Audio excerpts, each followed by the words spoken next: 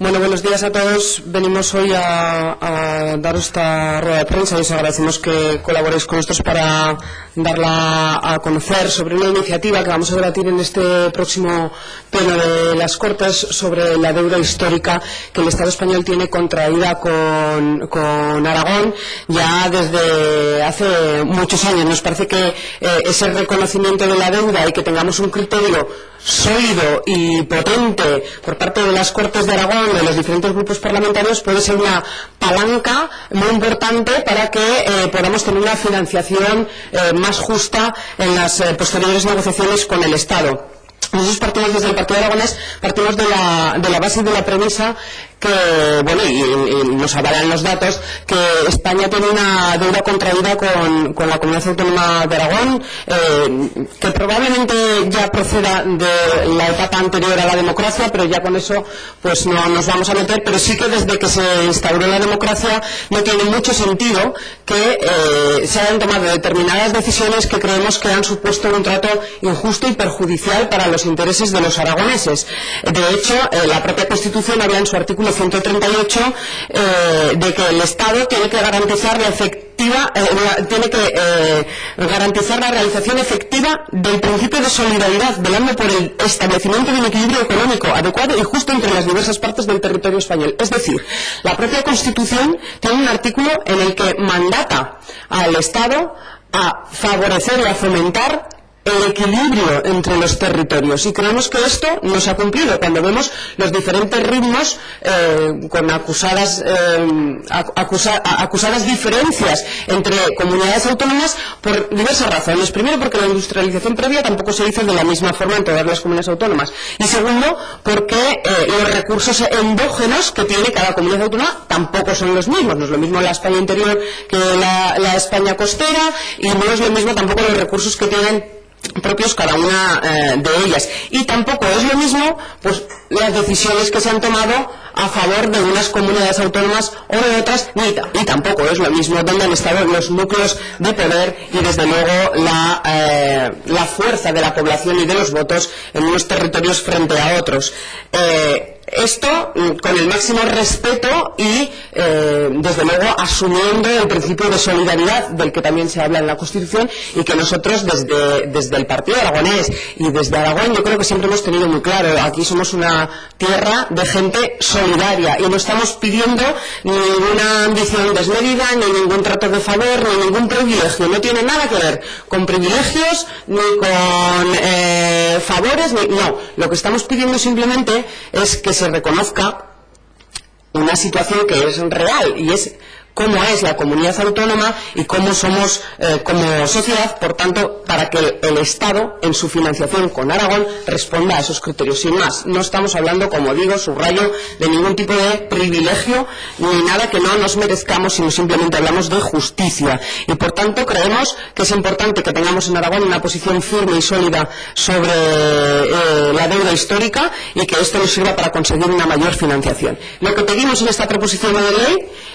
es algo fundamental y muy claro: que el Departamento de Presidencia remita a la Comisión Institucional de estas Cortes el cálculo de la deuda histórica que España tiene contraída en los últimos 30 años con la comunidad autónoma. Y hablamos de varios conceptos, en concreto de 8 conceptos para elaborar esta cifra final de lo que es la deuda histórica. La recaudación de tributos que han sido cedidos a la comunidad autónoma y que después se han modificado unilateralmente por parte del Estado. Por otro lado, la legislación básica y las competencias que han sido, o legislación aprobada, o competencias que han sido transferidas insuficientemente dotadas, lo que ha supuesto que para aplicar esas leyes y para desarrollar después esas competencias hemos tenido que detraer recursos a los aragoneses que hubiesen sido destinados para otro fin, para poder aplicar esa legislación y desarrollar, como digo, esas competencias. En cuarto lugar, a partidas, se debe también a partidas presupuestarias no ejecutadas. Anualmente, siempre en los presupuestos generales del Estado hay partidas que no se han ejecutado. Y por otra parte, partidas presupuestarias que han sido insuficientes de acuerdo con la realidad demográfica y territorial de Aragón. Como sabéis, nunca se han tenido convenientemente en cuenta esos criterios que, como digo, no es más que la realidad de Aragón, que es la dispersión poblacional que tenemos y el territorio tan amplio, que quiero recordar que somos un 3% de la población de España, pero somos un 10% del territorio. Por otra parte, en sexto lugar, otro factor sería el hecho de que hayamos quedado excluidos de los fondos europeos de la zona de Objetivo 1. Y, en último lugar, la afección que el Sistema General de Financiación de las Comunidades Autónomas en el que nosotros estamos ha tenido para con Aragón, porque quiero recordar que en cada revisión del sistema de financiación se ha ido perjudicando a los intereses de Aragón, porque cada vez se ha aumentado más el valor que se le otorgaba a la población en detrimento del otorgado al territorio. Y, de hecho, se reparte la financiación para las comunidades autónomas, en el régimen general, se reparte dando un peso del 97%, o sea, el 97% del dinero que se reparte a las comunidades autónomas se hace de acuerdo con la población, lo cual significa un perjuicio clarísimo a Aragón, porque hay que reconocer ese sobrecoste que supone la prestación de servicios en un territorio tan despoblado como el nuestro. Y nos parece que son, pues, 8 conceptos muy claros. A muchos de ellos ya se hacía referencia. Quiero recordar que en el año 2001 hubo un acuerdo y se aprobó un dictamen de una comisión que estuvo trabajando bastante tiempo para revisar el modelo vigente de financiación autonómica.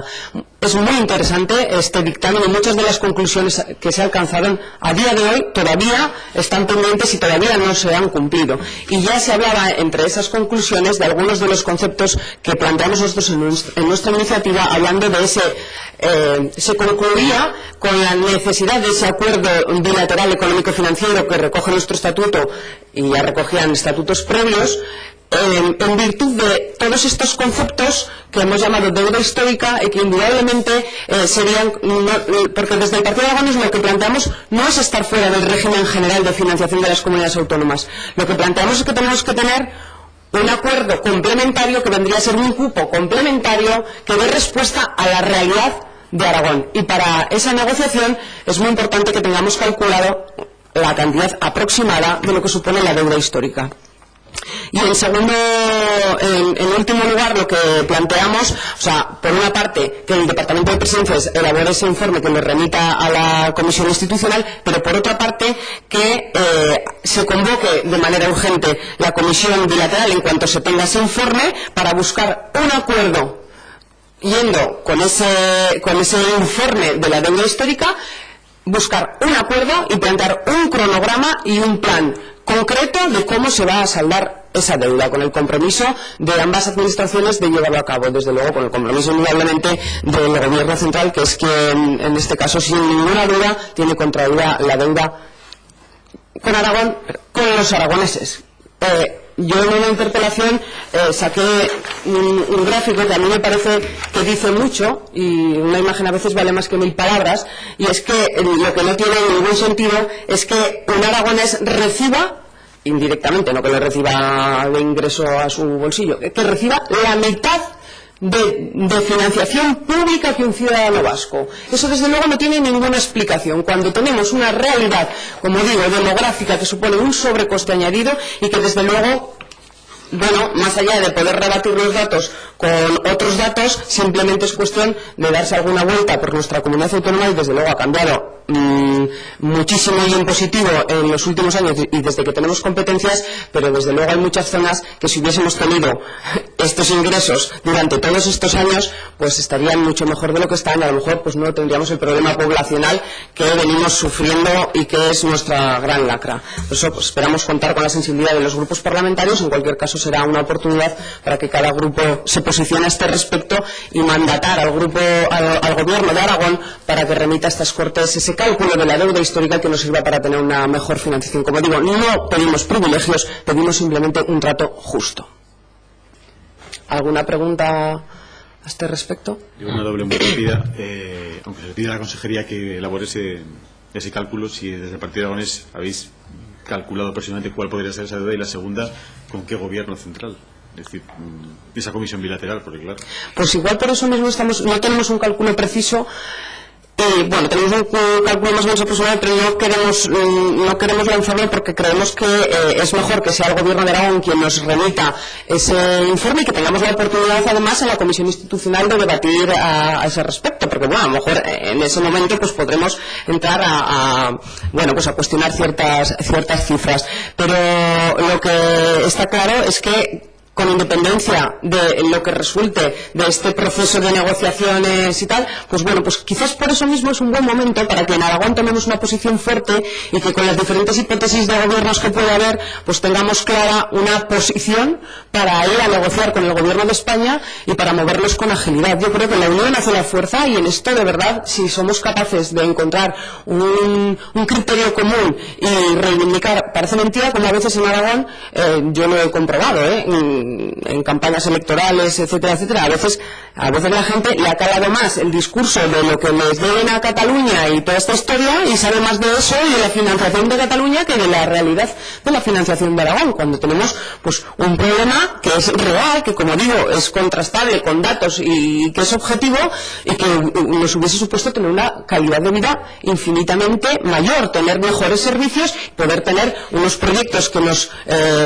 permitiesen fijar población, tener más empleo, etcétera, etcétera, y solamente tenemos que comparar pues con otras comunidades autónomas, que he puesto el ejemplo desde luego de la realidad del País Vasco y de acuerdo con nuestro Estatuto de Autonomía perfectamente. Si se hubiese cumplido el Estatuto de Autonomía por unos u otros gobiernos, podríamos haber tenido unas condiciones económicas muy parecidas a las más ventajosas del Estado español, pero ya no estamos hablando de eso, sino de simplemente que se reconozca la realidad de lo que ha sucedido en estos años y que desde luego yo creo que el Gobierno de España, sea el que sea, tiene que ser sensible a que hay un desarrollo desequilibrado de los territorios del Estado español y tiene que establecer medidas de discriminación positiva hacia aquellos que tienen más dificultades y en nuestro caso simplemente pues responder a una realidad por justicia, no, como digo, por una ambición desmedida de nada y porque nuestro Estatuto de Autonomía se lo reconoce también. Por otra parte, en cuanto a la noticia que hemos que conocimos ayer de los bienes... Les voy a pasar nota, os enviamos ayer una nota en boca de Igualdad por la tarde a las 5, y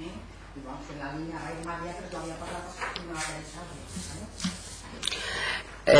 por responder a la noticia de la devolución de estos bienes, desde luego nos parece una buena noticia y las cosas cuando algo es una buena noticia hay que reconocerlo como una buena noticia. Lo que nos parece indudablemente es insuficiente porque lo que creemos que tienen que venir y se nos tienen que devolver todas y cada una de las piezas, de las de Sigena y de las que están depositadas también en Lérida, y creemos que tenemos que seguir trabajando y luchando para que que cuanto antes se resuelva. No es más que darnos la razón a lo que ya se viene diciendo por parte de los tribunales en reiteradas ocasiones, y una única cuestión que sí que ponemos encima de la mesa es que nos falta información para saber por qué razón se seleccionan esas 53 piezas de las 97 y no otras, y por qué no se devuelven la totalidad de las piezas y simplemente esas 53, con lo cual eso nos preocupa también. Ya digo que partiendo de la base de que nos parece una buena noticia y que creo que abre un camino que esperamos que vaya culminando pues con sucesivos pasos en este sentido, pero desde luego nos preocupa también como digo que no haya habido pues ese mismo pronunciamiento acerca de la totalidad de las piezas, que sería lo lógico, y simplemente es lo que han dicho los tribunales, lo que vienen diciendo en muchas ocasiones.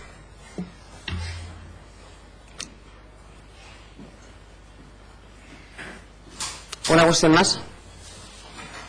Vale, gracias.